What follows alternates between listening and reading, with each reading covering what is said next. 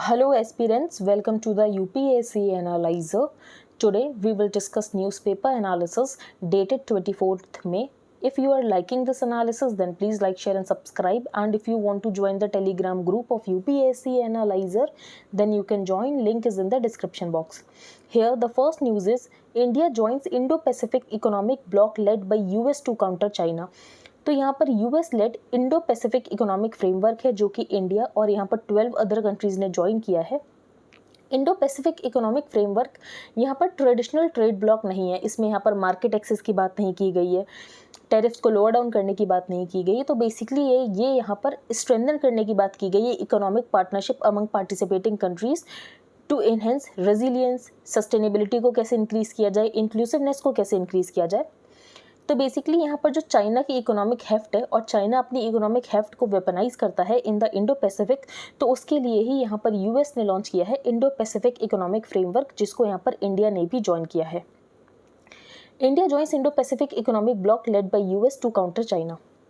The Indo Pacific covers half the population of the world and more than 60% of the global GDP यहाँ पर Indo Pacific contribute करता है। अब इसके जो पार्ट्स है वो डिस्कस कर लेते हैं। तो पहला इंपॉर्टेंट पिलर है ट्रेड, सेकंड जो है यहाँ पर है सप्लाई चेन्स, थर्ड है clean energy, decarbonisation and infrastructure, and the last one is tax and anti corruption. तो यहाँ पर 4 पिलर्स हैं इंडो पैसिफिक इकोनॉमिक फ्रेमवर्क के, जो कि आपको पता होने चाहिए। Trade, supply chains, clean energy, decarbonisation and infrastructure, and the last one is tax and anti corruption.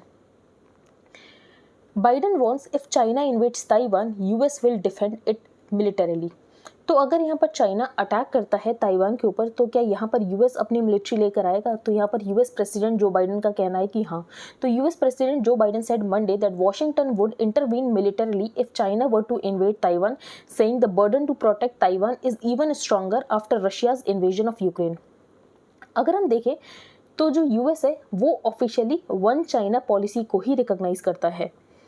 The 1979 Taiwan Relations Act, which has governed US relations with the island, does not require the US to step in militarily। तो 1979 Taiwan relations act है जो कि ये नहीं कहता है कि US को यहाँ पर मिलिटरीली आने की ज़रूरत है ताइवान को डिफेंड करने के लिए अगर चाइना इन्वेड करता है।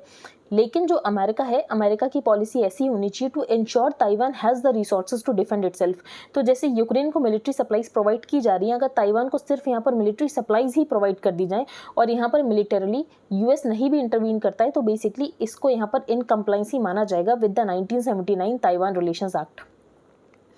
Under the One China policy, the US recognizes Beijing as the government of China। तो One China policy जो यहाँ पर है, उसके तहत जो यूएस है वो बेजिंग को ही यहाँ पर मानता है as the government of China and does not have diplomatic relations with Taiwan. अगर हम लेकिन अनऑफिशियली देखें तो यूएस मेंटेन करता है unofficial contacts in including a de facto embassy भी है यहाँ पर यूएस की, Taipei the capital of the Taiwan, and supplies military equipment for the island defence. He added that deterring China from attacking Taiwan बहुत ज़्यादा important हो गया है, क्योंकि यहाँ पर रशियन प्रेसिडेंट व्लादिमीर पुतिन ने यूक्रेन के ऊपर अटैक किया, उसके बाद यहाँ पर रशिया के ऊपर सैंक्शंस लगा दिए गए। तो बेसिकली यहाँ पर कंट्रीज़ को समझ में आना चाहिए कि अगर किसी भी कंट्री की आप टेरिटोरियल इंटेग्रिटी और सॉवरेनिटी को हर्ट करने की कोशिश करोगे तो उसके कॉन्सिक्वेंसेस वैसे ही होंगे।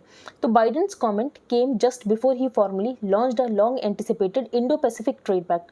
अभी जो इंडो पैसिफिक इकोनॉमिक फ्रेमवर्क है इसमें ताइवान को इंक्लूड नहीं किया गया है, इंडो पैसिफिक इकोनॉमिक फ्रेमवर्क से ताइवान को बाहर रखा गया है। नेक्स्ट न्यूज़ हम डिस्कस करते हैं। Vinay Saxena, Khadi panel chief, is new LG of Delhi. तो Vinay Kumar Saxena is now the LG of Delhi. तो यहाँ पर दिल्ली से रिलेटेड यहाँ पर हम कुछ फैक्ट्स जान लेते हैं। दिल्ली यूनियन टेरिटरी है विद इन असेंबली, लेकिन जो लॉ ऑर्डर लैंड पुलिस ये यहाँ पर कंट्रोल में आती है ऑफ द सेंट्रल गवर्नमेंट। तो law and order, land police and services comes under the control of the centre. तो ये आपको पता होना चाहिए कि यहाँ पर कौन कौन से सब्जेक्ट्स सेंटर के अंडर आते हैं। नेक्स्ट हम चलते हैं। However following amendments made to the government of national capital territory of Delhi act last year. जो एलजी इफेक्टिवली अगर हम देखें तो एलजी यहाँ पर बस ओवरऑल हेड है of the Delhi government with all key decisions requiring his assent even if they do not pertain to departments directly under him. इस पेज पर कोई इंपॉर्टेंट न्यूज़ नहीं है। Kin of missing central government employ can avail pension, तो यहाँ पर कुछ changes किए जाएंगे। And in all the cases जहाँ पर गवर्नमेंट एम्प्लॉय जो कि कवर्ड है by the national pension system, अगर वो यहाँ पर मिसिंग हो जाता है ड्यूरिंग द सर्विस, तो जो यहाँ पर बेनिफिट्स हैं फैमिली पेंशन के वो यहाँ पर इमीडिएटली दिए जाएंगे टू द फैमिली। और इन केस वो पर्सन अगर रीअपियर हो जाता है या सर्विस को रिज्यूम कर लेता है, तो जो भी यहाँ पर फैमिली पेंशन दी गई होगी वो बाद में उसकी सैलरी से डिडक्ट हो जाएगी। Earlier the family pension would not be paid, तो पहले जब तक मिसिंग पर्सन को मिसिंग हुए 7 साल नहीं हो जाते थे या अगर वो डिक्लेयर डेड नहीं हो जाता था, तब तक यहाँ पर फैमिली पेंशन नहीं दी जाती थी। तो earlier the family pension would not be paid till the missing government employee was declared dead in accordance with the law और till 7 years had passed since he went missing. लेकिन Jammu Kashmir region, militancy affected areas, naxalism hit regions में ऐसा देखा गया है कि जो employees हैं वो यहाँ पर मिसिंग हो जाते हैं और उसके बाद उनकी फैमिली को सफ़र करना पड़ता है। तो यहाँ पर ये डिसीजन ये लिया गया है कि अगर मिसिंग पर्सन्स हैं तो इमीडिएटली यहाँ पर फैमिली को पेंशन बेनिफिट दिया जाएगा। तो this is going to provide a huge relief particularly in those regions where instances of government employees going missing are reported more frequently, जैसे कि केसेस होते हैं of abduction of central government employees working in violence prone areas. तो यहाँ पर उनकी family को relief देने के लिए ये यहाँ पर चेंज किया जाएगा। आगे चलते हैं हम लॉ ऑफ फेथ, ये हम डिस्कस करेंगे। Can the wrongs of history be righted by exacting revenge today. अब ज्ञानवापी मॉस्क औरंगजेब ने वहाँ पर अगर टेम्पल को तोड़वा कर ज्ञानवापी मॉस्क बनवाई है तो क्या उसका रिवेंज लेना ज़रूरी है? तो Gyanvapi mask is undoubtedly a legacy of the Mughal emperor Aurangzeb, और औरंगजेब ने हिंदू टेम्पल्स को डिस्ट्रक्ट कराया, ऐसा सबको पता है। इसमें कोई डाउट नहीं है कि औरंगजेब ने यहाँ पर हिंदू टेम्पल्स को तोड़वाया। But Aurangzeb's depredations were not limited to the Hindus alone. यहाँ पर औरंगजेब ने सिख गुरुज को टारगेट किया। इसके अलावा जो मॉस्क एडवर्सरीज ने बिल्ड की थी, औरंगजेब ने उनको भी डिस्ट्रॉय करवाया, killed his brother Dara Shikoh, और यहाँ तक कि अपने फादर को भी इनकार्सरेट किया। Aurangzeb sets the clock back wrote Nehru in the discovery of India. तो डिस्कवरी ऑफ इंडिया जो कि यहाँ पर नेहरू की बुक है, इसमें यहाँ पर वो औरंगजेब के बारे में लिखते हैं कि Aurangzeb sets the clock back, commenting on how a common Hindu Muslim nationality जो कि यहाँ पर बिल्डअप हुई थी ड्यूरिंग द अकबर्स रेन, वो यहाँ पर इंटरप्ट हो गई by the Aurangzeb's Abomination. Be that as it may, should Aurangzeb's 17th century misdeeds be avenged by inflicting harm on Indian Muslims today? तो ये यहाँ पर ऑथर है क्वेश्चन का कि 17th century औरंगजेब ने जो किया उसका क्या रिवेंज लेना चाहिए आज के समय में। तो 2 of the key foundations of modern democracy are popular will and the constitutional settlement। अगर हम देखें तो आज हम कॉन्स्टिट्यूशन के अकॉर्डिंग फंक्शन करते हैं और यहाँ पर 2 फाउंडेशंस जो डेमोक्रेसी की हैं वो ये हैं popular will and the constitutional settlement. तो attempt to reclaim the mosque for Hindu religious purposes belongs to the formal realm, but the attempt reclamation flatly contradicts the constitution. अब डुअलिटी के यहाँ पर कुछ डायमेंशंस हैं। तो डेमोक्रेसी में जो पॉपुलर विल है वो यहाँ पर इलेक्शंस में एक्सप्रेस होती है, और पार्लियामेंट्री सिस्टम जो इंडिया ने अडॉप्ट किया है उसमें हमें वर्डिक्ट देखने को मिलता है लेजिस्लेचर में। प्रेसिडेंशियल सिस्टम में आपको वर्डिक्ट यहाँ पर 2 जगह देखने को मिलता है, एक तो लेजिस्लेशन में, और प्रेसिडेंट भी यहाँ पर डायरेक्टली इलेक्ट होता है, तो प्रेसिडेंट में भी आपको यहाँ पर पॉपुलर विल देखने को मिलता है।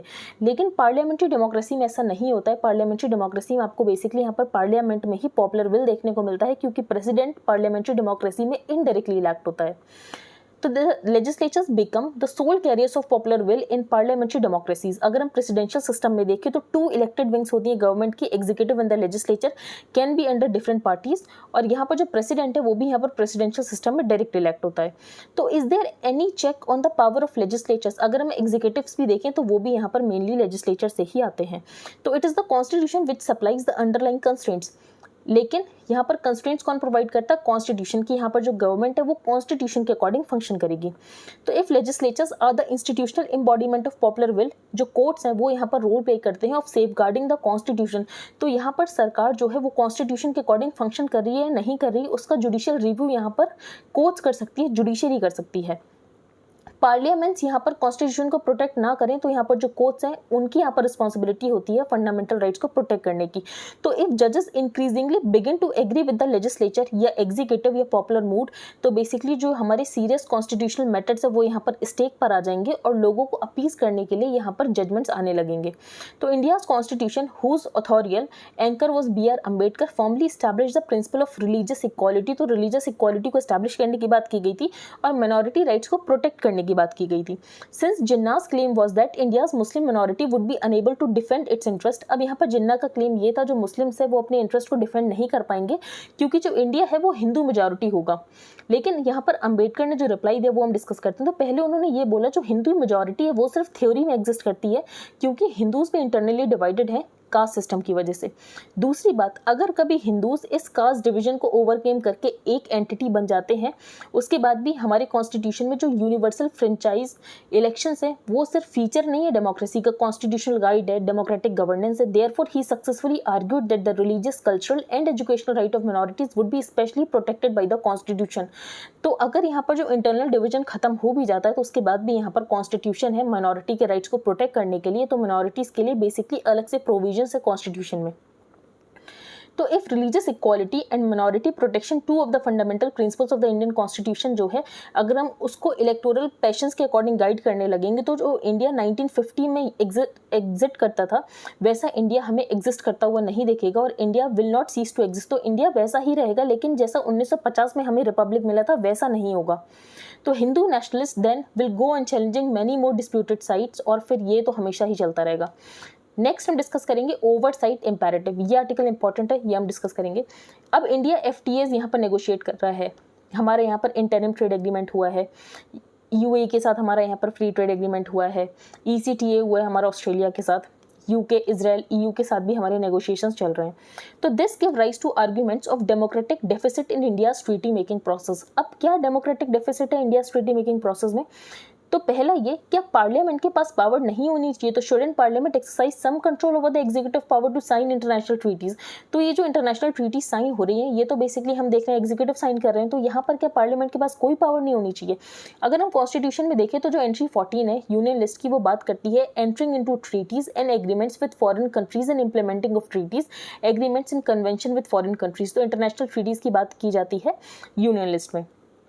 आर्टिकल 246 के अकॉर्डिंग जो पार्लियामेंट है तो पार्लियामेंट की लेजिस्लेटिव कॉम्पिटेंस होती है जो भी मैटर्स यहाँ पर यूनियन लिस्ट में दिए हैं।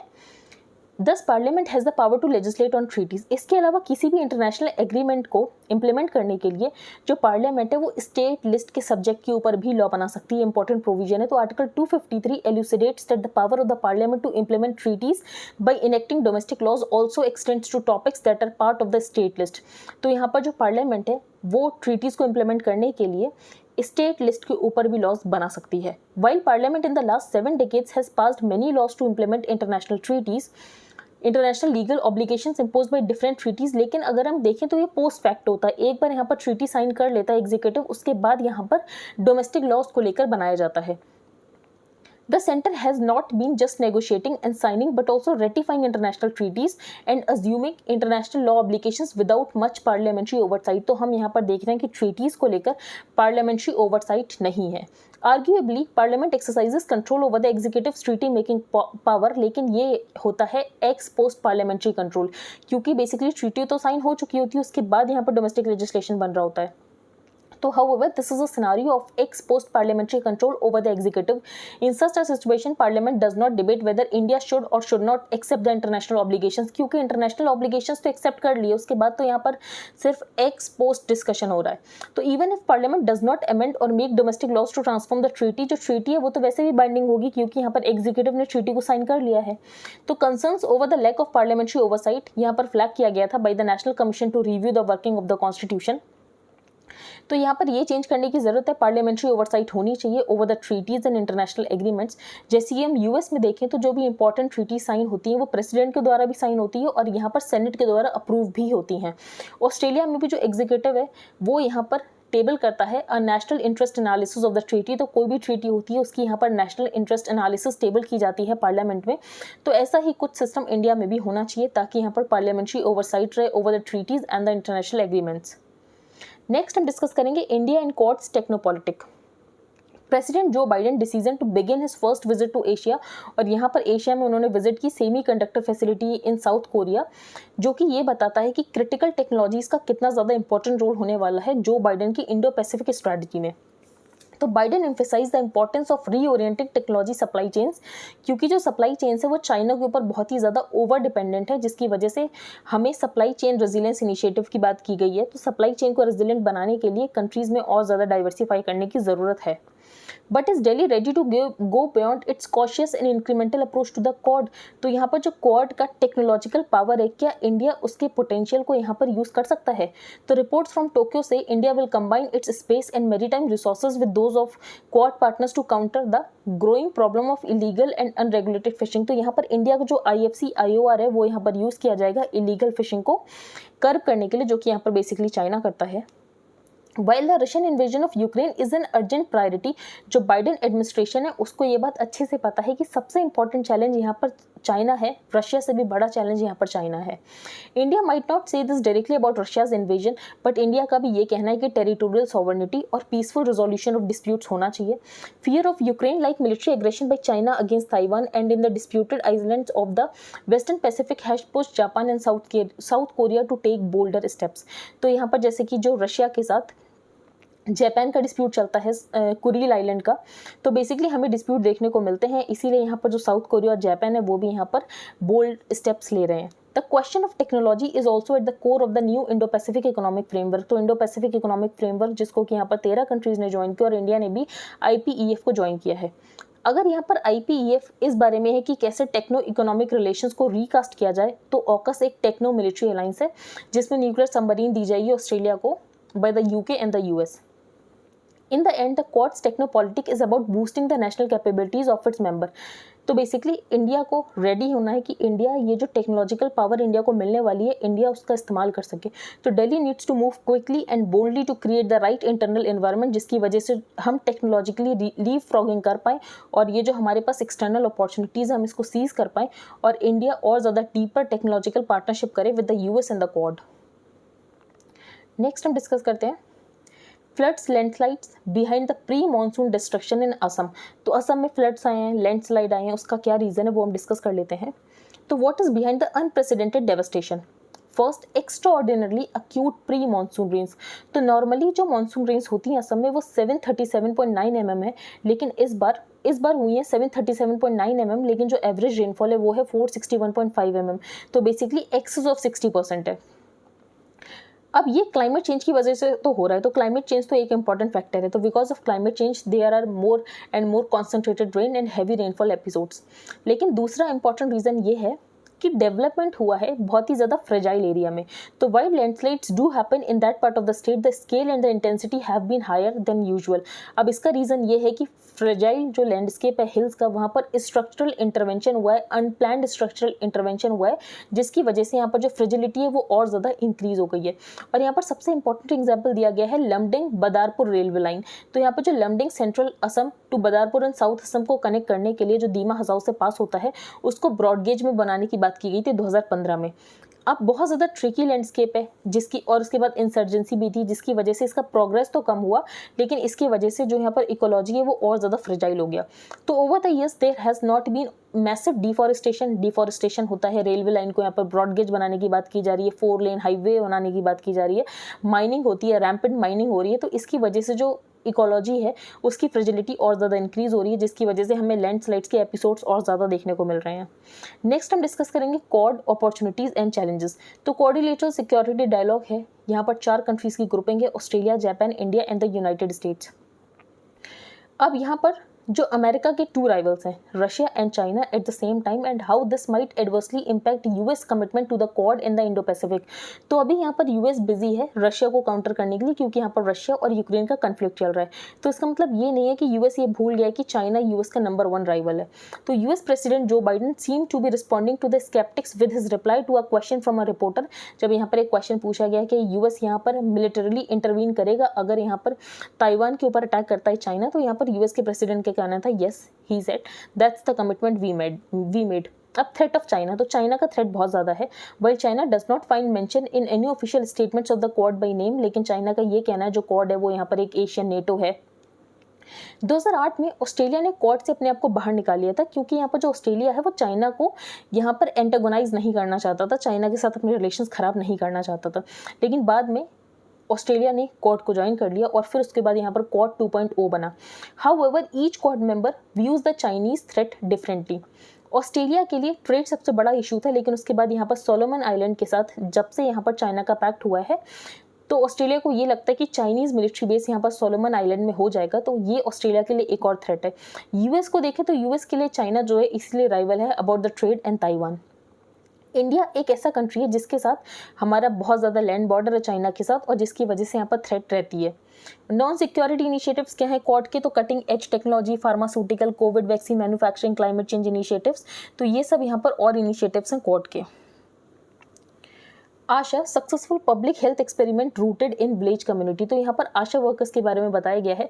तो WHO ने रिकॉग्नाइज की है contribution of India's 1 million accredited social health activist during the Covid pandemic की यहाँ पर जो आशा वर्कर्स हैं वो बहुत इंपॉर्टेंट रोल प्ले करते हैं हाउस होल्ड्स को हेल्थ फैसिलिटी से कनेक्ट करने के लिए। बिल्डिंग ऑफ ए कार्डर, अब यहाँ पर सबसे पहले ये बताया गया है कि आपने देखा होगा कि जो आशा वर्कर्स है वो बहुत ज़्यादा यहाँ पर प्रोटेस्ट कर रहे थे। अब वो क्यों प्रोटेस्ट कर रहे थे, उनका ये कहना था, तो there have been challenges with regard to the performance based compensation, तो उनको यहाँ पर परफॉर्मेंस बेस्ड कॉम्पनसेशन दी जाती है, उनको ऐसे ट्रेडिशनल एम्प्लॉय नहीं कंसिडर किया जाता है। तो in many states the pay out is low and often delayed. तो ओरिजिनल आइडिया जो ये था कि जो यहाँ पर आशा वर्कर है उसको हमेशा कॉम्पनसेशन देनी है, उसकी कॉम्पनसेशन को डिले नहीं करना है। बेसिकली दो सैलरीज के बीच का जो टाइम होता है उसमें भी एक बार कॉम्पनसेशन प्रोवाइड करनी है। अब एम्प्लॉय स्टेटस इसीलिए नहीं दिया गया कि यहाँ पर गवर्नमेंटलाइजेशन नहीं करना है, बल्कि यहाँ पर प्रमोट करना है कम्युनिटाइजेशन, और यहाँ पर अकाउंटेबल उसको करना है to the people she served, और यहाँ पर गवर्नमेंट को लेकर उसको अकाउंटेबल होने की ज़रूरत नहीं है।